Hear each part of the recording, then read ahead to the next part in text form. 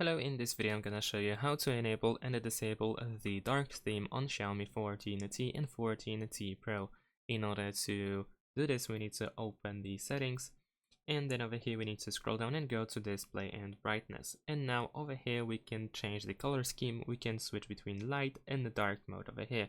In addition to that, we can also go to dark mode options in order to be able to switch to dark mode at a specific time.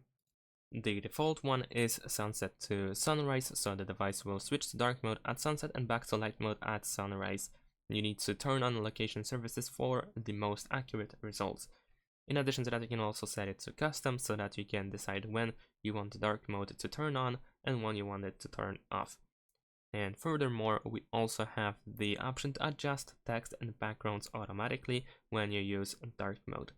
And of course, we can also enable and disable dark mode for specific apps over here. And that's it. Thanks for watching. Leave a like and subscribe to my channel, and see you in my next videos. Bye.